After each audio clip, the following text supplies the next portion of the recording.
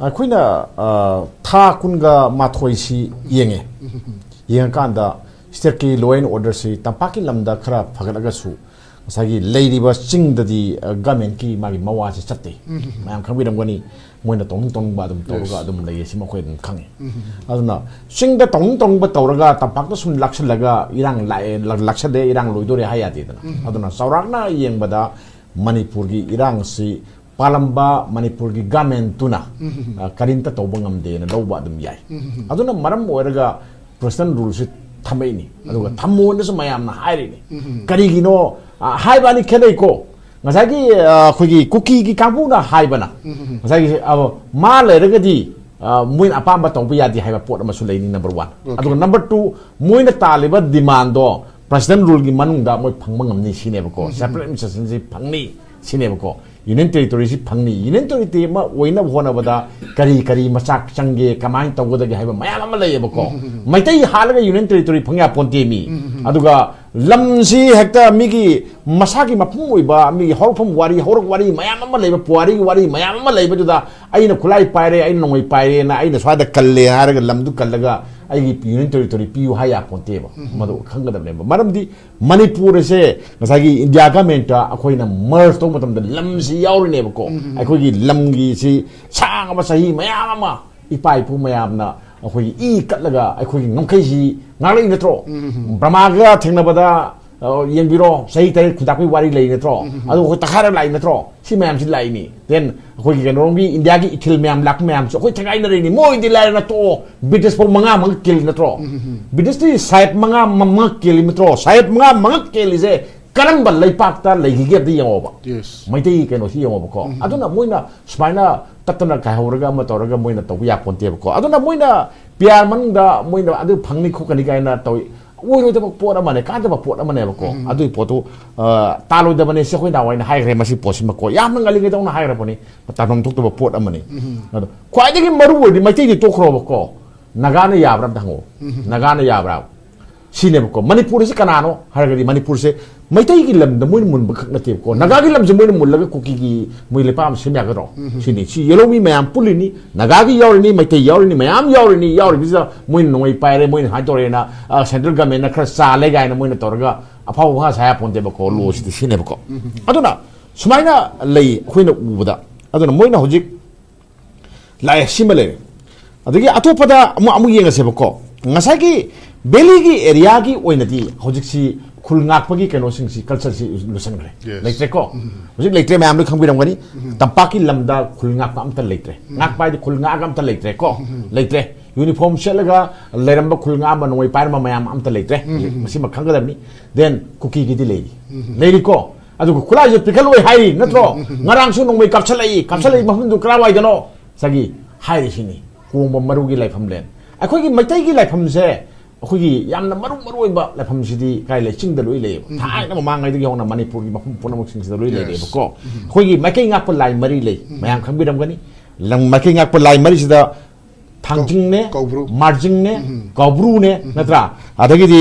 keno ne akhoi gi wangbrain sini ko thangjing su sing da le ado singi khubundu le sali moina natra ngai ga sa kanona wajana panbi gi doni ko loi si mayam si loi na moina loi ma manghal le mahal natro adagi kongba maru gi laifam lene se Meitei singi yam maru ba laifam maneba ko masi no pan ba sida hogi layam ta kachagi haina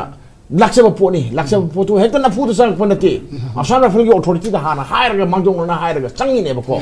madu nongmei kapsalai ni kapsalai du phade dana phade ko ado phade anyway mai phajara kani phada su tok sunu ka su kai de ba ko ado moi asam hanjan taw ya gadra ado gadi ka leipak sida leiba mayam se miam India gi miam Malem gi miam hai msulei noina moidana sum tawna ya ba khoidana sum tawna ya ti hai kai hai no po na ma lakan da India sum mai ngang kane ko si lakane aduna ngasai question du da ai makha ta da habiu kai kari matang question do ai maroi ne uri bi pibam sida athu matam na tong to sip kam lakpa ado masne maram maraga state government ama sim na bana MLA ching tharang to se tha bagi mi ta bra je kamai to ge bo sigi film se pr live film se sine ko lakpa sida popular government amana matam sangna moida yenga lai ngamaktre ngamjaga di ngamroi khange hojik atopa zagi laktoi government su BJP government ne bako lakator ba government ama to mara lusung ba government ama lai ko lakpa government sida ꯄꯣꯠꯂꯨꯝ ꯑꯃ ꯄꯤꯍꯟꯅꯤꯡꯉꯣꯏ ꯁꯦꯟꯇꯔꯗ ꯄꯤꯍꯟꯅꯤꯡꯉꯣꯏꯕꯀꯣ ꯀꯔꯤꯅꯣ ꯍꯥꯏꯔꯀꯥꯟꯗ ꯃꯉꯣꯟꯗ ꯑꯃꯨꯛꯁꯨ ꯍꯥꯟꯅꯒꯤ ꯒꯃꯦꯟꯠꯀꯤ ꯑꯗꯨꯃꯥꯏꯅ ꯇꯧꯗꯅ ꯃꯇꯦꯡ ꯄꯤꯗꯕ ꯈꯣꯏꯔꯥꯡ ꯈꯣꯏꯁꯥꯎꯅꯍꯟꯕ ꯀꯔꯤꯝ ꯇꯧꯉꯝꯗꯕꯒꯤ ꯐꯤꯕꯝ ꯑꯃ ꯃꯉꯣꯟꯗ ꯂꯩꯍꯟꯕ ꯄꯥꯝꯃꯣꯏꯕꯀꯣ ꯑꯗꯨꯅ ꯇꯦꯜꯂꯁꯨ ꯇꯦꯟꯅ ꯃꯇꯝ ꯈꯔ ꯊꯥ 5-6ꯇꯪ ꯑꯣꯏꯔꯁꯨ ꯒꯃꯦꯟꯠ ꯑꯃ ꯂꯤꯡꯕ ꯃꯇꯝꯗ ꯅꯨꯡꯉꯥꯏꯅ ꯆꯂꯥꯏꯕ ꯌꯥꯅꯅꯕꯒꯤ ꯗꯤꯕꯦꯂꯞꯃꯦꯟꯠ ꯈꯔꯁꯨ ꯇꯧꯕ ꯌꯥꯅꯅꯕꯒꯤ ꯃꯊꯪꯒꯤ ꯇꯥꯝꯒꯤ ꯃꯤꯈꯜꯁꯤꯗ ꯚꯣꯠ ꯈꯔ ꯀꯥꯍꯟꯕ ꯌꯥꯅꯅꯕꯒꯤꯗꯃꯛꯇ ꯇꯉꯥꯏ ꯐꯗꯅ ꯃꯅꯤꯄꯨꯔꯗ ꯂꯣ ꯑꯦꯟ ꯑꯣꯔꯗꯔꯁꯦ ꯔꯦꯁꯇꯣꯔ ꯇꯧꯕ ꯇꯉꯥꯏ ꯐꯗꯕ ꯑꯃ ꯂꯩꯌꯦꯁꯦ ꯁꯦꯟꯇꯔꯅ ꯈꯪꯉꯤ ꯑꯗꯨꯅ ꯍꯧꯖꯤꯛ ꯀꯃꯥꯏꯅ ꯇꯧꯒꯦꯕꯨ ꯁꯣꯝ ꯅꯥꯀꯟꯗ MLA ꯃꯌꯥꯝ ꯄꯨꯜꯂꯁꯨ ꯉꯥꯏꯔꯦ ꯃꯣꯏ ꯃꯌꯥꯝ ꯃꯥꯟꯅꯔꯁꯨ ꯉꯥꯏꯔꯦꯀꯣ ꯒꯃꯦꯟꯠ ꯑꯃ ꯁꯦꯝꯕꯒꯤ ꯑꯣꯏꯊꯣꯛꯄ ꯁꯨꯡꯂꯩ ꯂꯩꯇꯦ ꯑꯃꯈꯛ ꯄꯥꯝꯕꯩ ꯑꯃꯈꯛ ꯂꯩ ꯄꯥꯝꯕꯩꯁꯤ ꯃꯣꯏꯅ ꯌꯥꯔꯣꯏ ꯃꯣꯏꯅ ꯀꯤꯅꯦꯕꯀꯣ ꯃꯣꯏꯅ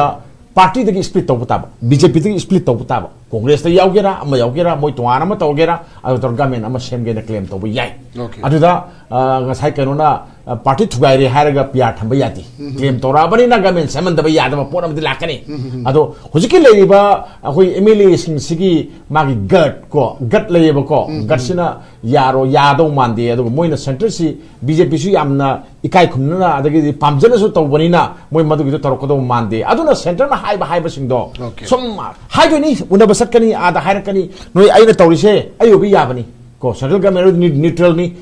ni yabani noi ne tawro de ko kina noi kapakani noi kapakan hare pim tani sedum hairakani ko suba film ji lei aduna present rule se adum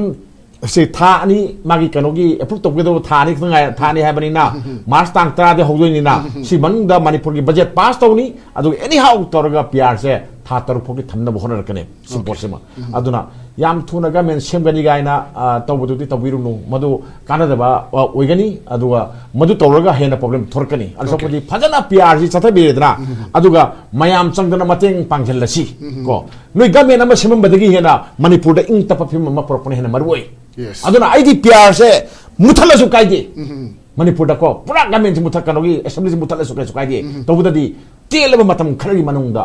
manipur sida bako akoi tangdu leitaba amuk ana manipur kaibi yaro heba miyam gi kholause naruktanaba phajana nium chumna bako thabak tawhanninge na ismai thumje